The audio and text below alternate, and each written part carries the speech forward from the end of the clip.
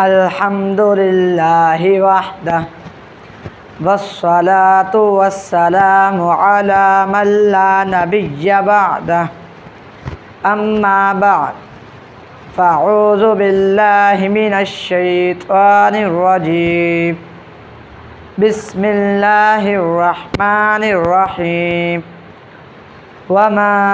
ارسلنا من قبلک من رسول الا نوحی الیہ انہ لا الہ الا انا فاعبدون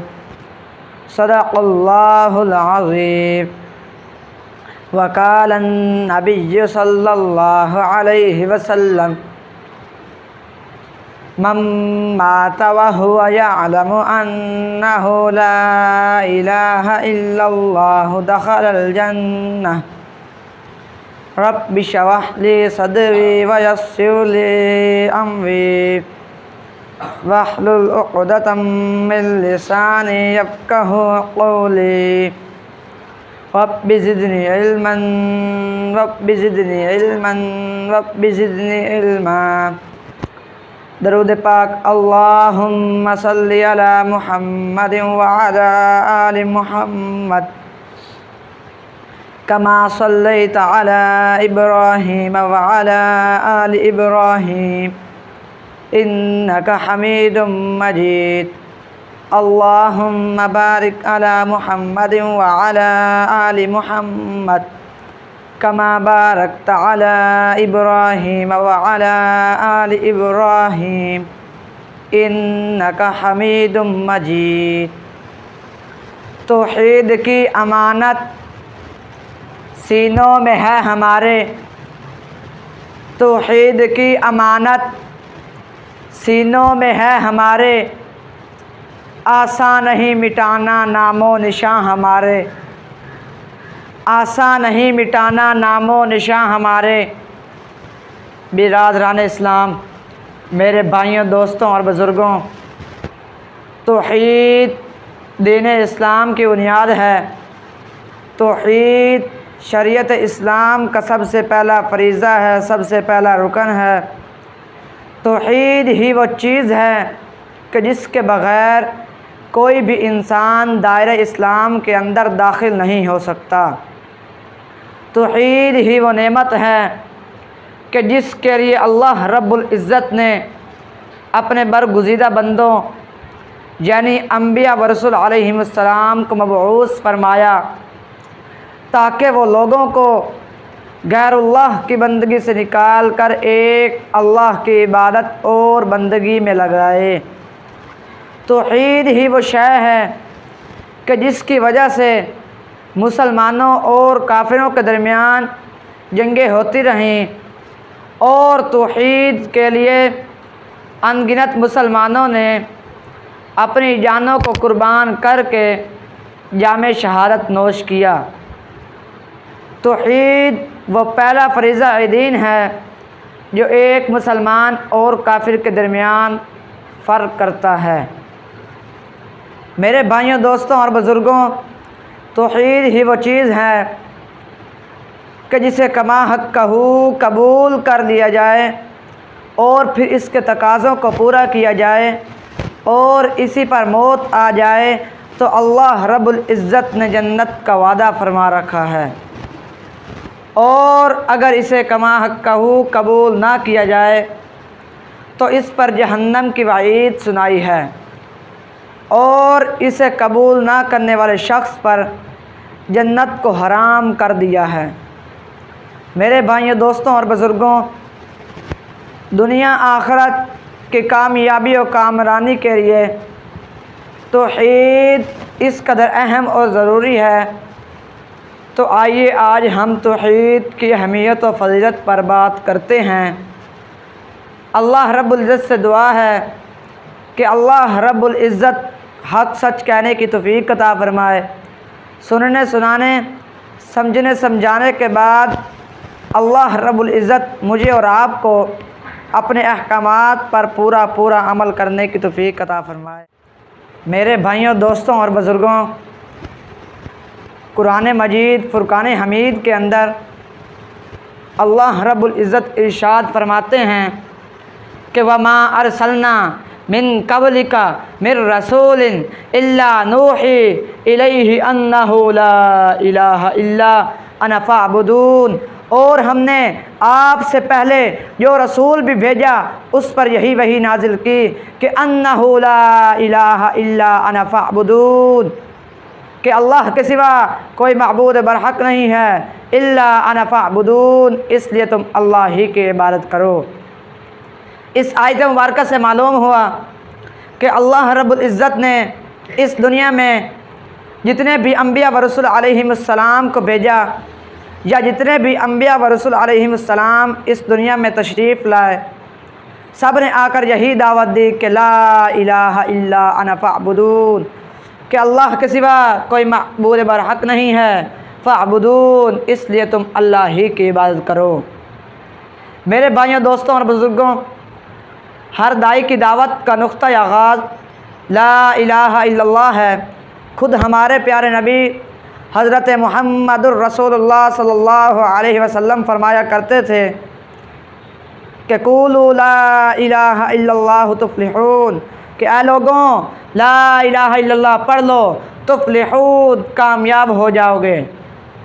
بہرحال میرے بھائیوں، دوستوں اور بزرگوں، اس آیت مبارکہ سے توحید کی اہمیت و فضیلت معلوم ہوئی کہ اس دنیا میں جتنے بھی انبیاء و رسول علیہم السلام تشریف لائے، سب نے آ کر یہی دعوت دی کہ لا الہ الا انا فاعبدون، کہ اللہ کے سوا کوئی معبود برحق نہیں ہے، اللہ کے سوا کوئی عبادت کے لائق نہیں ہے، اللہ کے سوا کوئی بندگی کے لائق نہیں ہے، فاعبدون، اس لیے تم اللہ ہی کی عبادت کرو۔ میرے بھائیوں، دوستوں اور بزرگوں، اسی طرح ایک اور مقام پر اللہ رب العزت ارشاد فرماتے ہیں الذین آمنوا ولم یلبسوا ایمانہم بظلم اولئک لہم الامن وہم مہتدون، کہ جو لوگ اللہ پر ایمان رکھتے ہیں اور اپنے ایمان کے ساتھ شرک و مخلوط نہیں کرتے، شرک کو ملاتے نہیں، اولئک لہم الامن وہم مہتدون، ایسوں ہی کے لیے امن ہے اور یہی وہ لوگ ہیں جو ہدایت یافتہ ہیں، جو راہ راست پر چل رہے ہیں۔ اس آیت مبارکہ میں اللہ رب العزت ارشاد فرماتے ہیں کہ جو لوگ اللہ پر ایمان رکھتے ہیں اور اللہ پر ایمان لانے کے بعد اپنے ایمان کے ساتھ شرک و مخلوط نہیں کرتے، شرک کو ملاتے نہیں، تو اللہ فرما رہا ہے اولئک لہم الامن، ایسوں ہی کے لیے امن ہے، وہم مہتدون، اور یہی وہ لوگ ہیں جو ہدایت یافتہ ہیں، جو راہ راست پر چل رہے ہیں۔ اس آیت مبارکہ سے اہل توحید کی اہمیت و فضیلت بھی معلوم ہوئی۔ اولئک لہم الامن، ایسوں ہی کے لیے امن ہے، ایسوں ہی کے لیے سلامتی ہے، وہم مہتدون، اور یہی وہ لوگ ہیں جو ہدایت یافتہ ہیں، جو راہ راست پر چل رہے ہیں۔ اور میرے بھائیوں، دوستوں اور بزرگوں، اسی طرح احادیث مبارکہ میں توحید کی بڑی اہمیت و فضیلت بیان ہوئی ہے۔ بہت ہی مشہور و معروف احادیث مبارکہ ہے کہ آپ صلی اللہ علیہ وسلم نے ارشاد فرمایا بنی الاسلام علی خمس شہادت اللہ الہ الا اللہ وان محمدا عبدہ ورسولہ واقام الصلاۃ وایتاء الزکوٰۃ والحج وصوم رمضان، فرمایا کہ اسلام کی بنیاد 5 چیزوں پر قائم کی گئی ہے، جن میں سب سے پہلے اس بات کی گواہی دینا کہ لا الہ الا اللہ، اللہ کے سوا کوئی معبود برحق نہیں ہے، اللہ کے سوا کوئی عبادت کے لائق نہیں ہے، اللہ کے سوا کوئی بندگی کے لائق نہیں ہے، وَأَنَّ مُحَمَّدًا عَبْدُهُ وَرَسُولُهُ، اور حضرت محمد صلی اللہ علیہ وسلم اللہ تعالیٰ کے بندے اور اللہ کے سچے رسول ہیں۔ وَأَنَّ مُحَمَّدًا عَبْدُهُ وَرَسُولُهُ، اور حضرت محمد صلی اللہ علیہ وسلم اللہ تعالیٰ کے بندے اور اللہ کے سچے رسول ہیں۔ دوسری چیز فرمایا کہ وَإِقَامَ الصَّلَاةِ، نماز قائم کرنا۔ تیسری چیز وَإِيتَاءَ الزَّكَاةِ، زکوٰۃ ادا کرنا۔ چوتھی چیز والحج، حج کرنا۔ پانچویں چیز فرمایا کہ وصوم رمضان، اور رمضان مبارک کے مہینے کے روزے رکھنا۔ اس حدیث مبارکہ سے توحید کی اہمیت و فضیلت معلوم ہوئی کہ دین اسلام کے بنیادی 5 ارکان ہیں: توحید، نماز، روزہ، حج، زکوٰۃ، اور ان میں جو سب سے پہلا فریضہ ہے، سب سے پہلا رکن ہے، وہ توحید ہی ہے۔ یعنی توحید کے بغیر کوئی بھی انسان دائرہ اسلام کے اندر داخل نہیں ہو سکتا۔ اسی طرح کوئی بھی انسان بغیر توحید کو اپنائے مسلمان اور ایمان والا ہو ہی نہیں سکتا۔ میرے بھائیوں، دوستوں اور بزرگوں، اسی طرح ایک اور حدیث مبارکہ میں حضرت عثمان رضی اللہ تعالیٰ عنہ روایت کرتے ہیں کہ آپ صلی اللہ علیہ وسلم نے ارشاد فرمایا: من مات وهو يعلم انه لا الہ الا اللہ دخل الجنہ،